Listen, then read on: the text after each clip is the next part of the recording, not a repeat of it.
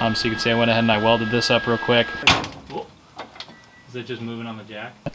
Yeah, that is a 20x10 with a 295 in the back of a Galaxie, and it fits perfectly. I've never wanted to bag this thing more. Oh my gosh. All right guys, good morning. So first thing we're gonna start off today with is this piece of junk, because for whatever reason, yeah, I'm still in the middle of a facelift, so that's why the front end looks kind of weird. But it runs like crap for some weird reason, so I'm gonna redo the timing, change the oil, and make sure everything's good on the engine setup side of things, because this thing runs like crap.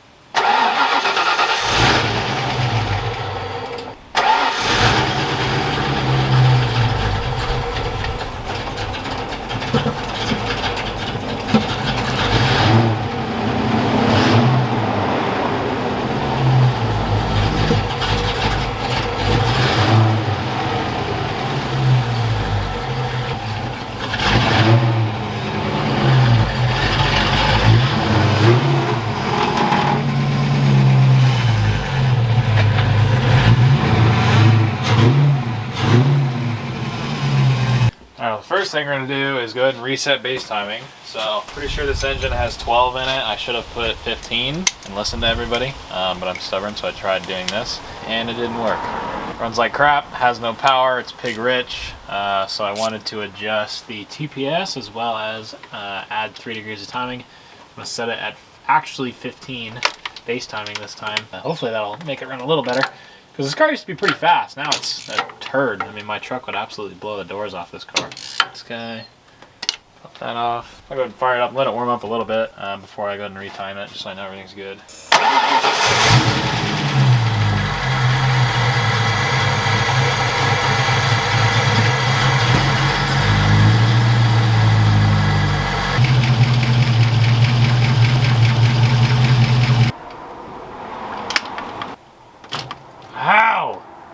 Alright, so I'm going to take this thing around the block. I just added a timing and changed a couple other things, and it seems like it runs a lot better, so we'll see.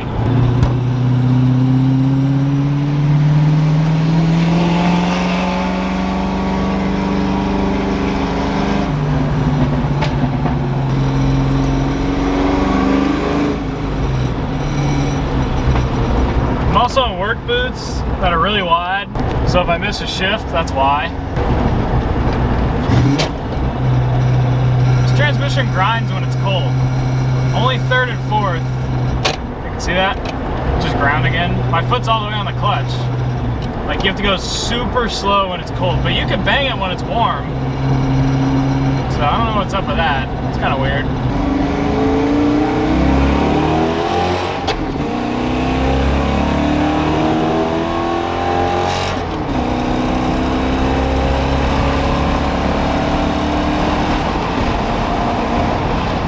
Yeah, it's a little better. A little better. Still slow, but better. Alright, well, one thing I can say is this is very difficult to drive in work boots, but I'd say it's a little bit faster. This car is pathetically slow, but you have to keep in mind it's a pretty stock 302, or almost, I think, completely stock. I don't know what's in the motor. I think it's just a stock like 9.2 to 1 motor, and it's got 308 gears with a really crappy clutch setup, like horrible clutch setup. We definitely need to upgrade that, but yeah. Progress. It seems like it's running a little better. The thing this thing desperately needs, you guys probably couldn't see it because you couldn't see my steering wheel in that shot. It needs a steering rack, which I have. So I think the goal for today, realistically, is I'm gonna go ahead and keep working on this thing. As you can see, I got the ride height kind of figured out where I want it. Way to cut my leg open, what the hell? I went ahead and I set the ride height on this guy, but you can see I have a 255/45R 18 in the front.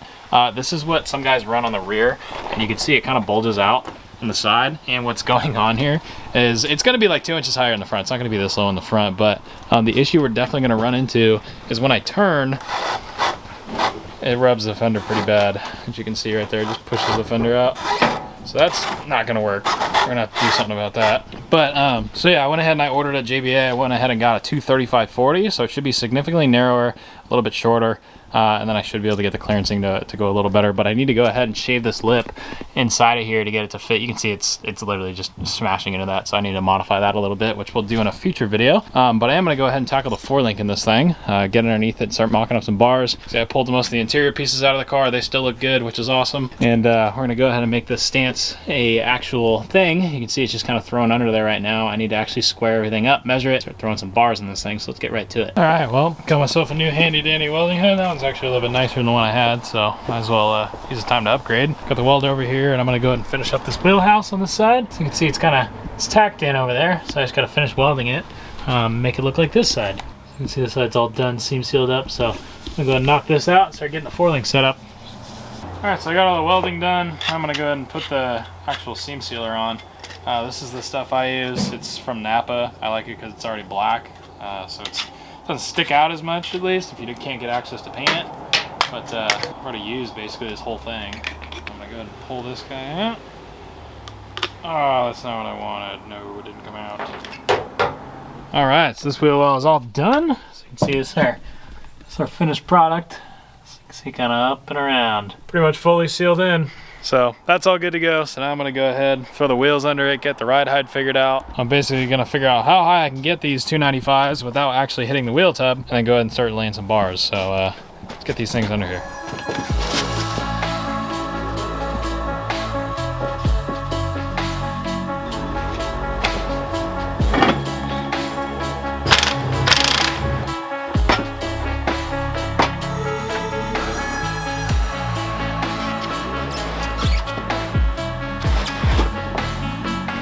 One thing that needs to happen, probably the most in this entire project, is the rear end needs to get squared to the frame, forward, sideways, and diagonal, to make sure this thing's in here straight before I weld anything. So that's why I have the wheels on it, is because it's a lot easier to jack up and figure out where I want things. A lot of guys build their suspension at ride height. A lot of the guys build it at bump. It doesn't, I mean, it depends on what you're doing with it, honestly. If it's a performance application, build it at bump so it cycles correctly. This thing, I'm specifically picky about the way that it looks. As a bone stock engine, this car would never even do a burnout, so I just really care for the way it looks. I think for this one, we're gonna build it at ride height, mostly because we'll only have probably 2 inches of travel up and down, upward, and so 4 inches total up, 2 inch up, 2 inch down. So I'm just trying to figure out where I want this thing to sit. I've only got about 1 inch between the bump stop, but I can cut that. So right now, I want to take a couple measurements off the backing plate, which I need to get a freaking square, damn it. Make sure the backing plate, the axle is straight this way, and then I'm gonna make sure it's level to the bottom of the frame, and then I will take a cross-reference measurement from the same point on the axle on both sides, probably the backing plate, to one of the holes on the frame. Pick holes on the frame, because those are typically the most accurate, and make sure they are the same on both sides. So yeah. Okay, so I've got the axle measured where I want it. I think this is probably more towards bump. I don't think the ride height's quite 100%. I think it'll be within an inch or two of where it'll sit pretty much permanently, because this is the ride height that I want. That's correct. So, but the front's still too low. But what I'm going to do here is I spent a bunch of time laying out links and trying to figure out what works. The problem with this car is, being how low everything is, the problem that I'm running into is the upper links hitting cross members, and then if I flip them and make them mount in the center on top of the pumpkin on a triangulated 4-link, I'll have a roll steer issue, which I don't want with this big of a car. So I'm not going to go over too big of detail, but basically, let's say, go ahead and I'll draw it out. So here's the two types I'm dealing with here. So I have a triangulated 4-link, so you can basically mount on 1 of 2 ways. Axle's going forward this direction. So this is gonna create roll steer. The center axis is kind of basically in the center here, versus, because the wheels are pushing this way and this way in the back. So if I flip this, you'll have less roll steer with these kind of setups. These are typically simpler and they usually fit better. But the problem is the axles, the tabs are gonna be on top of the axle, which in my case I don't think will work, because there's a cross member that comes right about here that I will hit. So I think it'll be easier if I set them a little bit lower next to it.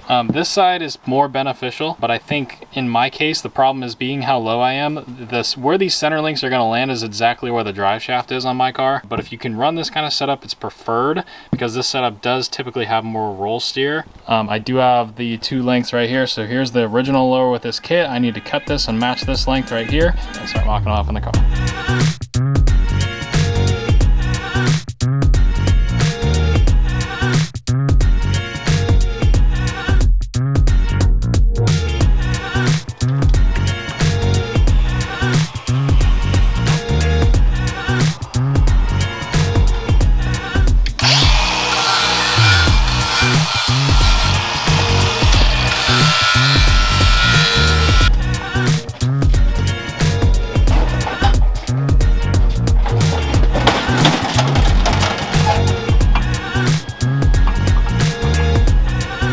After all day fitting this kit and making everything work. One lesson I have for you guys is don't buy a universal eBay kit unless you're voluntarily willing to do this all day long. It sucks. So what I did is I took front bracket of this kit, which is this weird looking one that hangs on the side of the frame. I went ahead and I measured how far, this is gonna sound kind of confusing, so it's gonna be out of focus for a second too because it's a manual. So basically, this is where the frame side is over here. So this is the frame, and then there is a center line for what the center of this post, where the center of this rod, how far out it is from the frame. So I took that measurement off the brackets, figured out where the center line of this bar lays, transferred that. I had this bar kind of hung under the frame up front, transferred that measurement straight back with a straight edge off the frame because the frame on these cars does this. So there's a flat spot right there to measure off of. So I went straight back to the axle, marked it with tape right there, which you can still see. That edge of it is where the center line of this bar will lay. And the rear mount, where the shock goes, is perfectly symmetrical. Therefore, I can take the center line of this bar, stick it right in the middle of this thing, put this on the axle, take a dial indicator, make sure it's flat on the axle, and everything should be straight. So I take my little degree finder, take the magnetic side and put it right on the back. You suck, work harder. I am working harder and it's not working. Nice. That's a break around. All right guys, I'm modifying the upper link right now. So I got everything where I wanted. The lower link is about 18.5 inches. The upper link is on a triangulated setup is supposed to be about 70% of that. So I went ahead, I did the math, 18.5 times 0.7, you get around 13-inch upper link. So I'm gonna go ahead and cut this thing down. And the one thing I noticed is when they originally cut these for the threads up top, you can see this side is significantly larger than this side. There is a gnarly boss right there. So I realized that. So basically what ended up happening is they drilled this out to an 11/16, which I had to go buy. It's a $30 drill bit, which fits perfectly snug in the thread portion right there. But it does not fit into here because I can't get my tap in there. So I don't have a mill or a lathe that's big enough to do this. So what I'm gonna have to try to do is go ahead and drill this out pretty much all the way into here, which shouldn't be terrible. I'm hoping this will work. And then basically re-tap this. So I'm gonna tap through these upper links and start laying them in the car, but I do have the lower links started to mock up. They're actually tacked in, which is good, it's progress.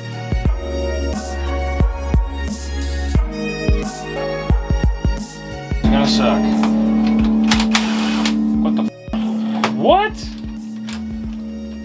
This is why you don't buy eBay kits right here. This one was, oh my God, what the hell? This is the reason that you don't buy eBay kits. Right here. I had to drill that one link all the way out and re-tap, just to be able to tap it and then fully tap it. And keep in mind, before I even started this, I had to re-tap all 4 threads to begin with because they all sucked. This one was already machined out. So they used 2 different size tubes for those links. Why?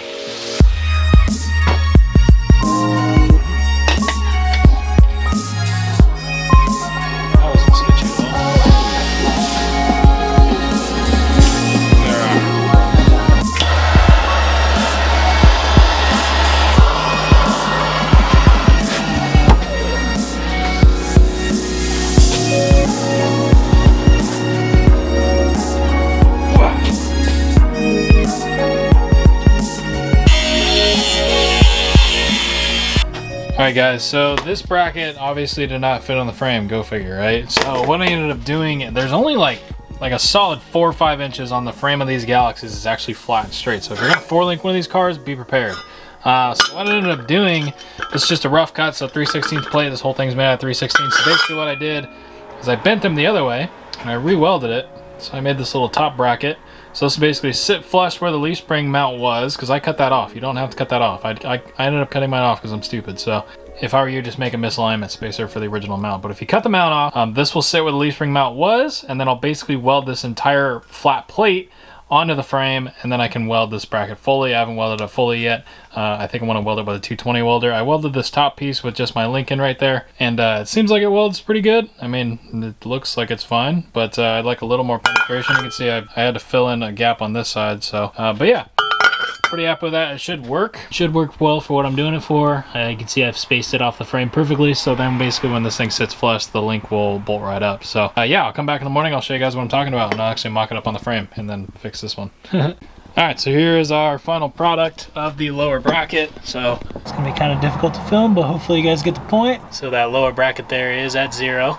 It basically fits where the leaf spring mount was perfectly. So basically there's a little bump there on the frame that you can kind of see on the right. And I made the bracket basically perfectly follow that bump, so it lays flat on there. I have the bracket at 0 degrees. My bar is almost level. It's a little bit face pointing downward, which is okay because our upper link has a pretty extreme angle on it, which you can't really see from this angle. But yeah, it should all work pretty well. The one thing that's pretty common is if both your link bars are facing downward on throttle, the thing is gonna understeer really bad and weight transfer and end up roll steering. So that lower bar is just pointed just a little bit down. I mean, it's pretty much level, but the car is very low, so the upper link has a pretty aggressive downward angle on it, and I don't want a horrible instant center, and I don't want the thing to roll steer and squat really bad and end up understeering. Granted, this thing doesn't make 1,000 horsepower, so all these, you know, measurements don't really matter too much with this car, but I want to make sure my instant center, my geometry is still straight. Instant center is still in front of the rear axle, which is what you want. Lower link is pretty much as level as I can get it, which is good. And it shouldn't roll steer too bad. This thing also probably makes 140 wheel horsepower, so I'm not really too worried about it. But yeah, everything should work out pretty well. I'm pretty happy with the way it's coming out. So I'm gonna spend the next couple hours going and tack welding everything in, and I'll come back and show you guys the final product.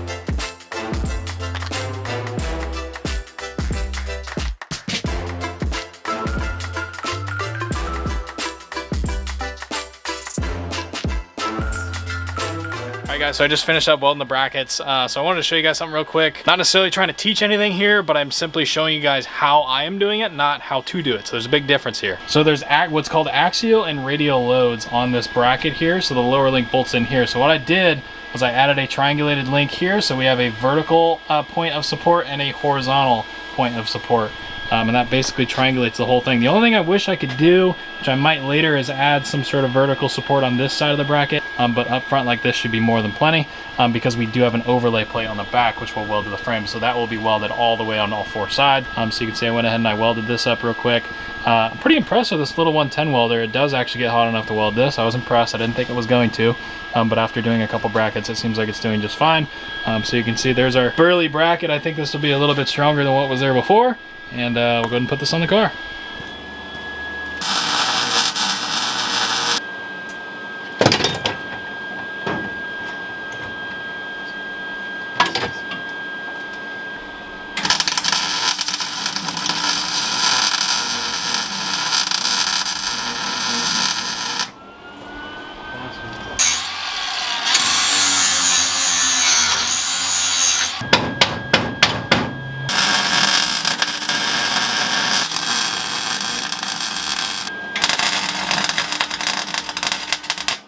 That was a pretty one.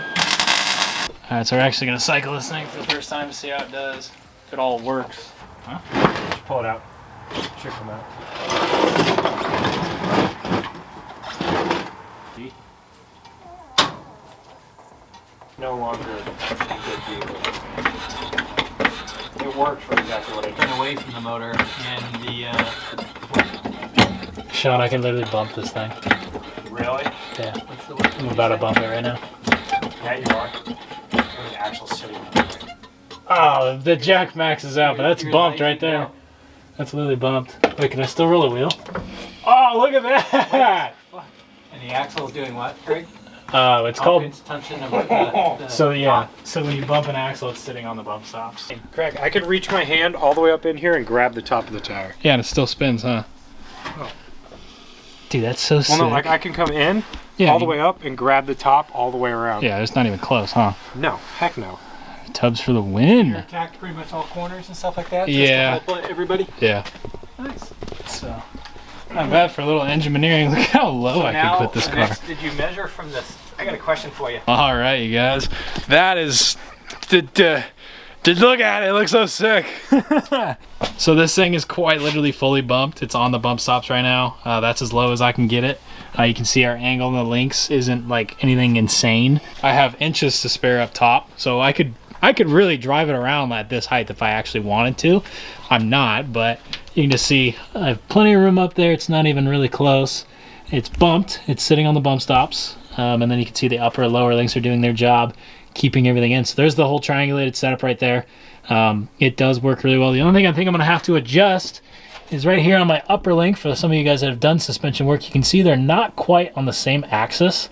Therefore, I think they're binding just a little bit. It's nothing crazy. As I cycle it down like all the way to where I can get the wheels off, I notice a tug on the front tabs. So what I'll probably end up doing is shaving that tab down until I can get it, or I'll flip them around so the high side's on the other side so I can get the axis corrected, and then it should cycle perfectly. But yeah, pinion angle's still perfect. Pinion angle I don't think changes more than 2 degrees, to be quite honest, which is good. That means I designed everything correctly. You see the wheel looks straight inside the wheel well, and the tub looks great. I'm stoked. I couldn't be any more stoked with this, and I'm even more stoked because I don't think the drive shaft's gonna fall out of it either. But yeah, that is a 20x10 with a 295 in the back of a Galaxie, and it fits perfectly. I've never wanted to bag this thing more. Oh my gosh, that is just absolutely insane. So you never know, we might have to make bag mounts for this thing in the future.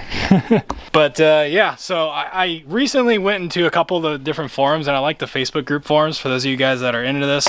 Galaxie different groups. There's a lowrider Galaxie group on Facebook that I'm in, mostly for the suspension design aspect of things. But I had like the most useless piece of information given to me, which was I was asking people how they were doing their triangulated 4-link setups, and every single comment was nothing more. I had like a couple guys that were useful, but a lot of guys were just like, buy the Ride Tech kit. I have the Ride Tech kit. Ride Tech kit is amazing for this car if you're willing to spend over $1,000 on just the bars with no coilovers, which I was not willing to do. I bought the eBay kit for about 300 bucks. I did have to modify every aspect of the kit, but because it doesn't fit this car at all. So if you're willing to take the time and learn a few things, it's worth it to buy a cheaper kit and make it work. However, be willing to save a week of your entire schedule to make that kit work correctly and make all the geometry line up. The Ride Tech kit is an amazing kit. You can bolt it in and go for it. You just got to be willing to spend the money. If you're somebody that has more money than time, I would go with the Ride Tech kit. If you got a bunch of time and no money, try to build your own. You'll be happy you did. The last thing that made this entire thing possible was this amazing book by Max Fish. I will leave a link to this. This is probably your best friend. It shows you the benefits of building things at full bump instead of ride height, and the differences of that and why it's important, which is really great. There's a ton of amazing information in this book. I think it's about 45 bucks. I'll leave a link down to this in the description. Definitely buy this if you're doing any sort of suspension work on your car. But yeah, I'd say this will wrap up today's video. I'm super happy with the way this came out. I'm gonna hold off on fully welding it because I actually want to use a 220 welder. My welder would do this if it didn't have 40 feet of extension cord from the house powering it, so the voltage drop is not enough to weld this. So I'm gonna wait till I either transport the car somewhere to use a bigger welder, or Sean and I actually wire in conduit and put a 220 plug in and use my big Miller. But yeah, anyways, like the video if you did enjoy. Let me do think down in the comments any tips or tricks or anything you might have noticed that I didn't. Feel free to leave it down below. Always appreciate the creative criticism. But with that being said, I'll see you guys in the next video. Bye guys.